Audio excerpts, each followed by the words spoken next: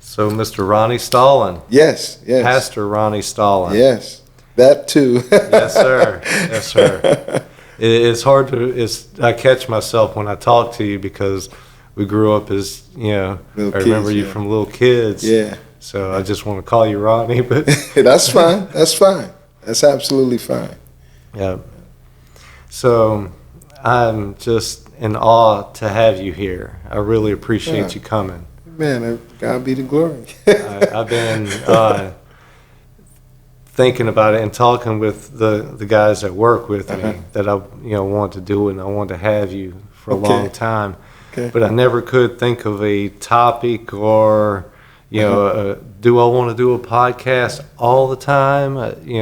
And because once you start, then you got what's the next one, right? So I said, you know what, I'm just gonna do it and see what else happens. Right. We'll go actually, my before I came, my wife and I were talking, and I told her that she say, so what are you guys looking to get? I said, I don't know. I think we're just gonna do this and see where it leads to. I don't know.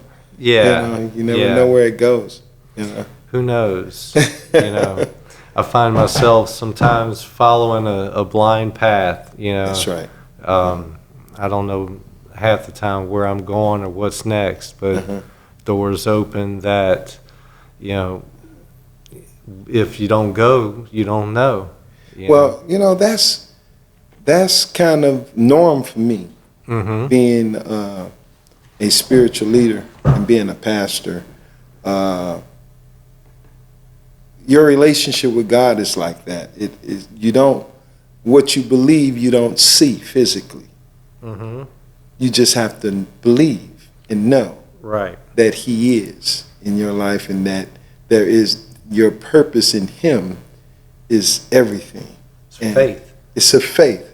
Yeah. And faith is, substance of things hoped for, evidence of things not seen. So you walk in a path that you don't really know where it, you don't know what's ahead. Right. But you know where you're going. Right. And what you need to do to get there. Right. So I understand that. I really do. I really understand that. Absolutely. Yeah. Like we were talking earlier with this whole room here, it all started in a bedroom in a trailer on Waterline Road in Hammond. Wow. And then it moved to a greenhouse in the backyard.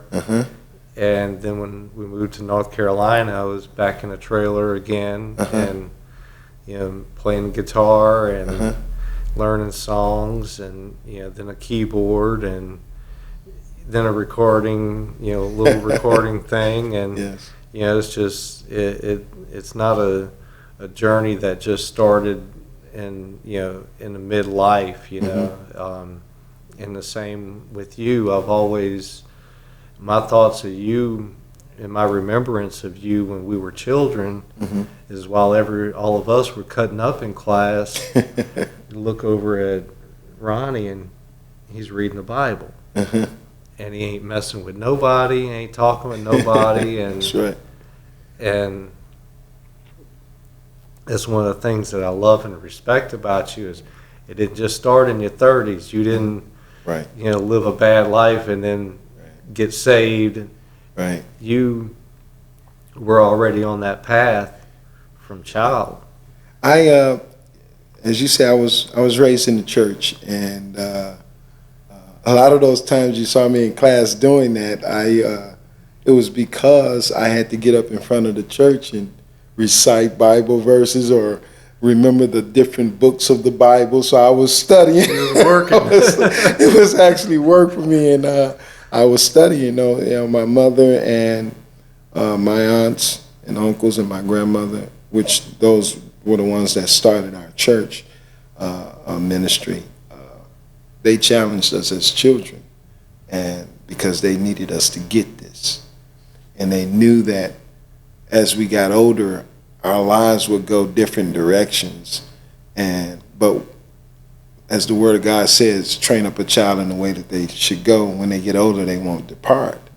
well, no matter what I did in life, I really never really got away from what I learned coming up in the church. You know, I made some bad decisions. I did some bad things, and but I always knew that I could pray and talk to God about it and get right.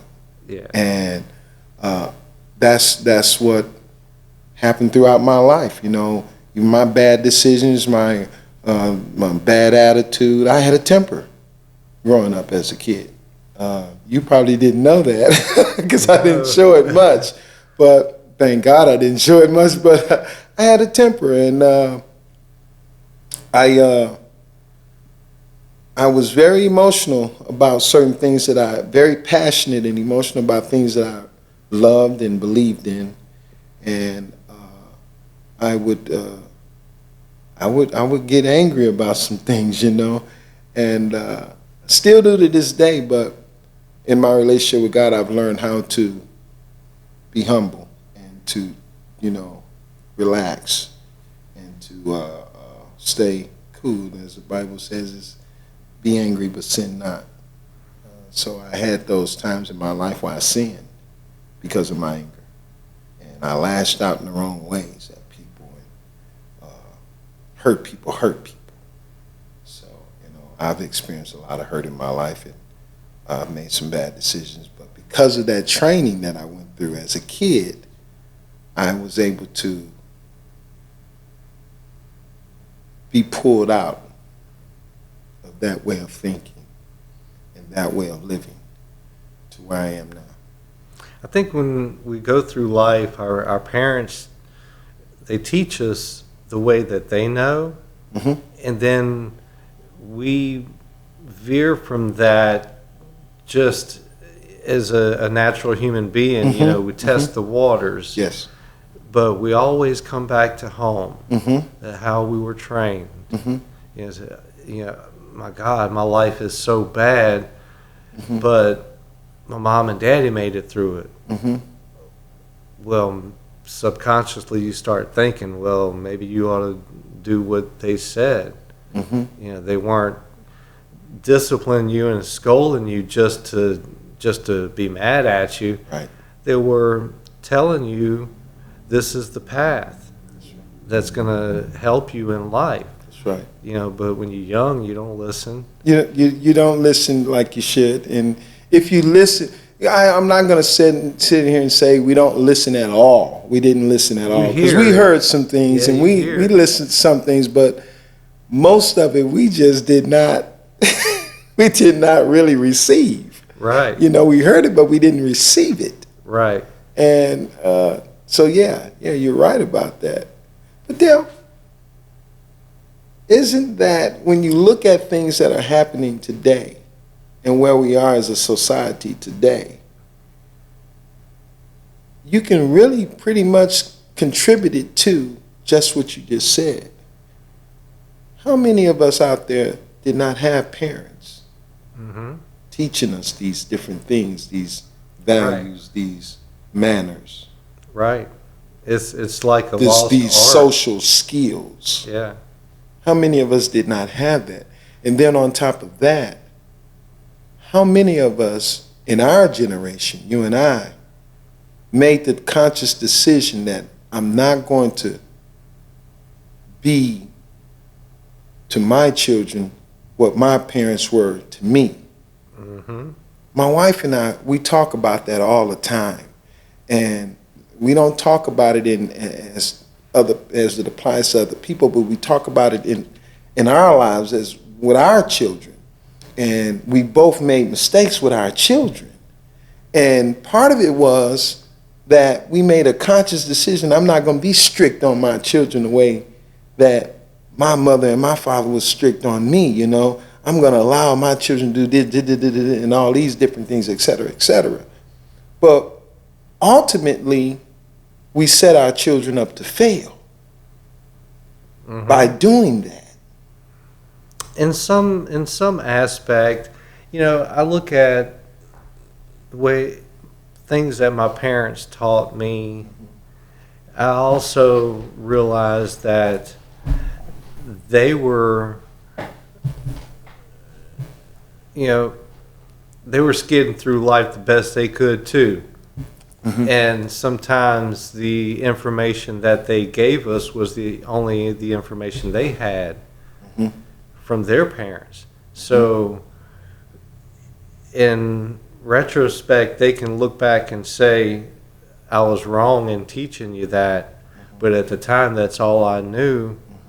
And sometimes when you discipline a kid, a child, or, you're doing it because that's all you know, and how to respond to helping them save their life sometimes.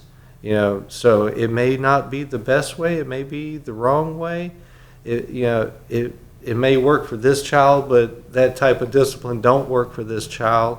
So you've got to be humble enough to admit when you're wrong in how you discipline a child or what you teach them growing up.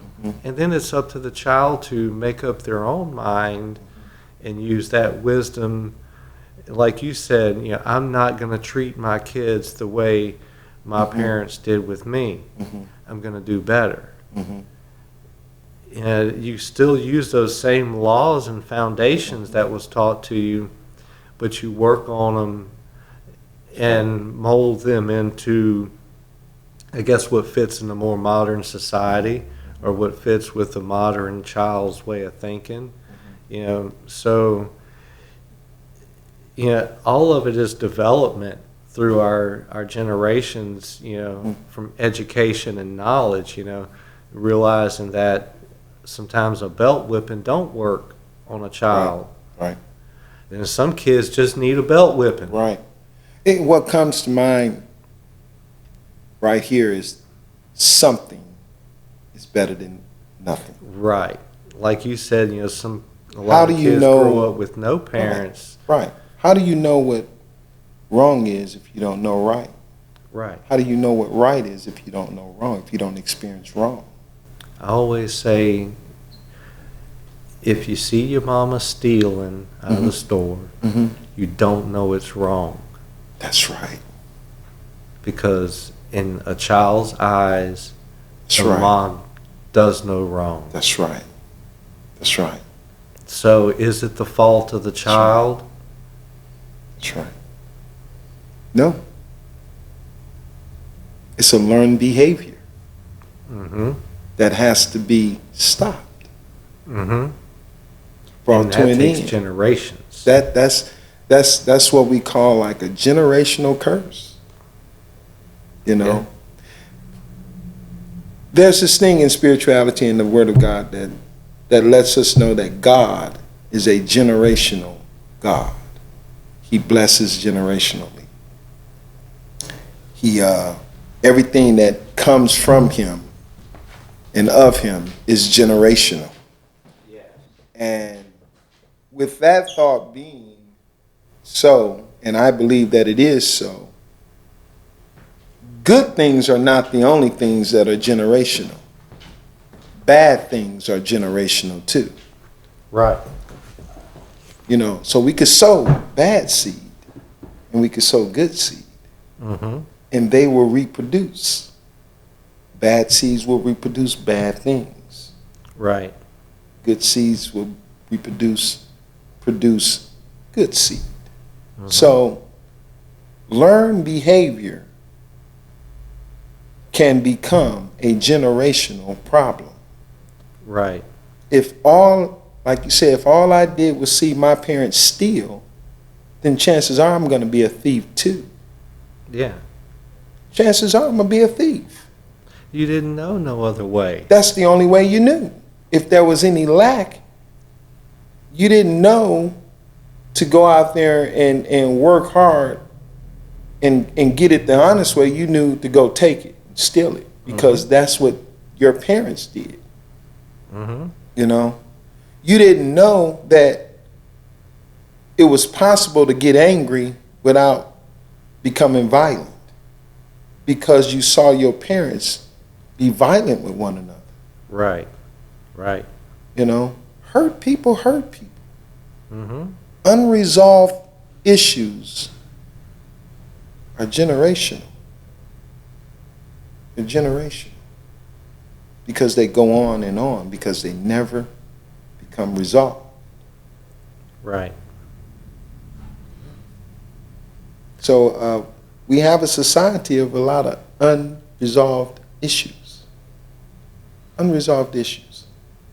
The climate that's out there today in our society is one that is very unhealthy. But it didn't just start. Right. This has been going on and on and on and on from generation to generation to generation, knowingly. Long before our time. Long before our time. Mm-hmm. And one thing I can credit young people of today, and they don't get enough credit. I'm going to say that now. We don't give them enough credit. One thing I can give them credit for is that they are willing to challenge what has been. That comes from the internet and social media. Mm-hmm. When we look at stuff, how people are treated mm-hmm. today, it's always been there. We just didn't have access to knowing it. Mm-hmm. And, you know, growing up, wow, I would hear true. My parents talk about the injustices people, but you'd never see it on the news. You never really knew it. Isn't that awesome how what has come from this pandemic that we're going through, that we're still going through today, the one thing that has come from it that is good is that it commended everybody to their homes. They had to go inside. They had to be together. Right? Mm-hmm. And when that happened, George Floyd happened, everybody saw it. Mm-hmm. And it wasn't just the parents that saw it, it was the children that saw it because everybody was at home. Right. When it hit the TV and the internet, and nobody could run from it. Right. So now you have a lot of people in society, a lot of white people in society that heard about police brutality against black people, but never really believed it because they never really saw it, Dale. Right. But because of the pandemic and being commended to their homes, couldn't help it. They couldn't avoid it. They saw this, and I saw on the news channels where whole families was watching this and they were crying. Mm-hmm. White people, because they had no idea that this was really what was going on. Right. So now you have a whole society that knows that this is a real problem. Mm-hmm. This is not made up. Yeah. This is a real problem. And it's going to take all of us to resolve it. Right. To bring it to a place of being resolved. Here we are again, unresolved issues. Right. Unresolved issues. Now, we're at a place in society where it's not just one group of people that wants to resolve this issue anymore. Right, right. It's everybody that's seeing it. We're all tired of it. We're all tired of it. None of us say that it ain't happening. Right. That's just a falsehood, or that's just made up, or that's just the media, or that's just politicians feeding us something to get more money, or whatever the case. We can't deny it. Right. We have to deal with it now. Mm-hmm. It's in our home now. You know? Yeah. The suburbs can't hide from what's really going on in the neighborhoods. The neighborhoods can't hide from what's really going on at Capitol Hill, where all the laws are being made. Nobody can hide from anything anymore. Right, right. It's in our face now, and we got to deal with it. And that's why I give the young people of today credit, because we have a generation of people now that ain't afraid to deal with it, whether they're white, Asian, black, whatever it is. They're not afraid to come together and deal with it. The thing is, the coming together. Yeah. Is so. It shouldn't take a tragedy for us to be together. But it seems that, tragedies are put in front of us and we come together. So like Hurricane Katrina, when that happened, everybody was helping everybody. There was no race. There was no monetary value on your life. That's right. We were one. That's right. And when you see stuff like that happen with George Floyd, it makes me think of what we went through with Katrina. Everybody's got to pull together. You got to lay down the race card. You got to lay down your wealth. You got to lay down, this, I'm better than this, or that doesn't affect me. It affects you. Maybe not directly, but it affects you. And if you don't work towards making a change, it may not affect you directly, but what about your cousin? Or what about your mom getting treated that way? That's right. That's right. So you want to let that go? That's right. People ask, once again, I refer to God. People say, if there's a God, why would he allow harm to come to people? Why would he allow somebody to be raped? Why would he allow someone to be murdered, snatched up out of their homes, hung from a tree? Or why would he allow a mob of black people to beat up a white man? Why would he allow these different things that are not good to happen? It's because God knows something that we won't accept. And that is that humans learn through adversity.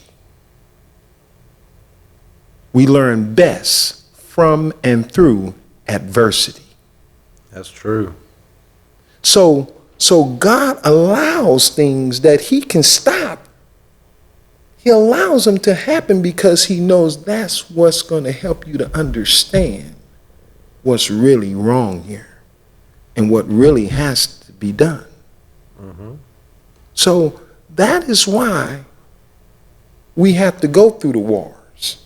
That is why we have to go through the drive-by shootings. That is why we have to go through these pandemics that's wiping out hundreds and thousands and millions of people. That is why sometimes some of us got to get our lights turned off at home so we can learn to be more responsible. Sometimes God has to allow us to feel hunger in order to learn what it takes to be fed.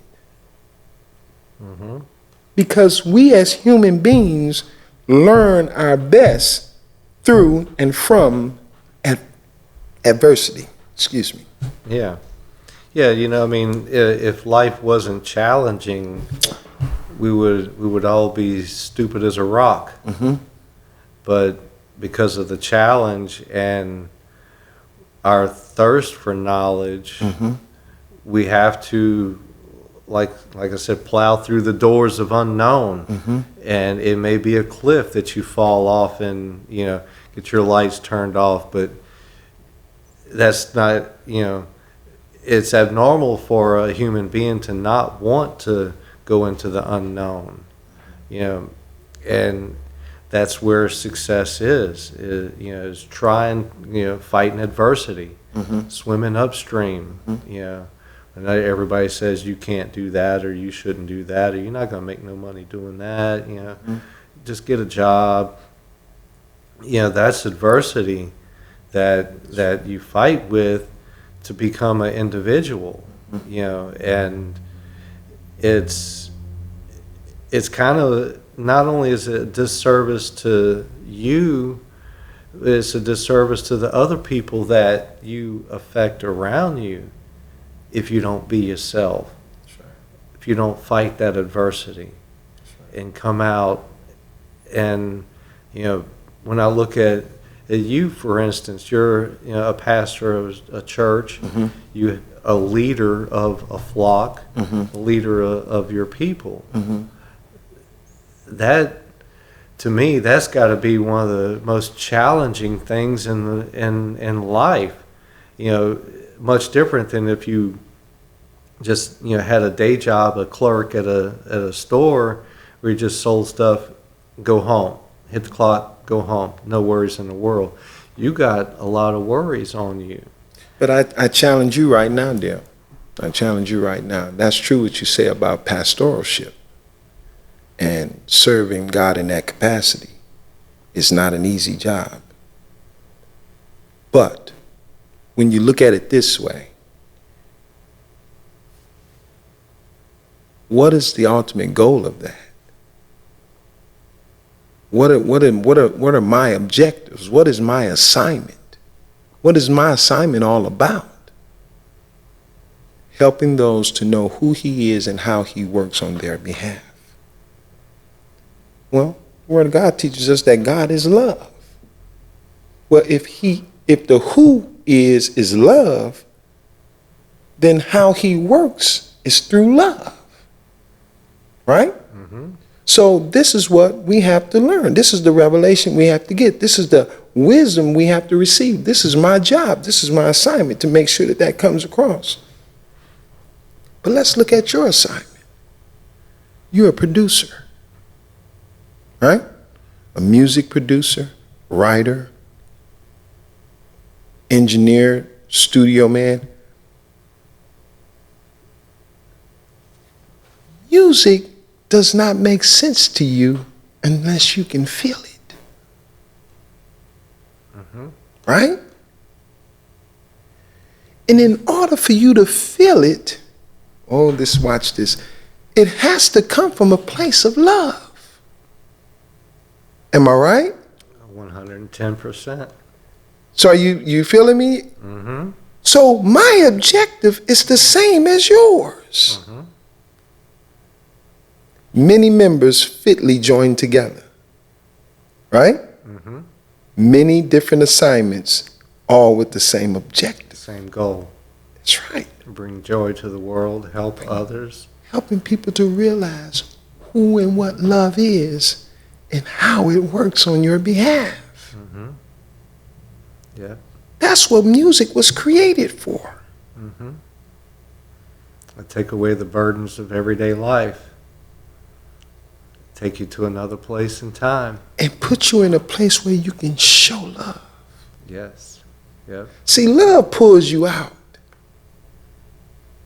But when it pulls you out, it does not pull you out just for you. When love pulls you out of your mess, there's an assignment that love gives you. And that is to pay that love forward. Yes. To pull somebody else out of their mess. Yep. That's what music does. That's what it's purpose for. So it has the same objective that I have. Now we've established that. Then how much harder is your job than in mine? How much harder is my job from yours? If we understand that the objective and the assignment, while it may be different, the outcome is it's the same, should be the same. I got to deal with people, you do too.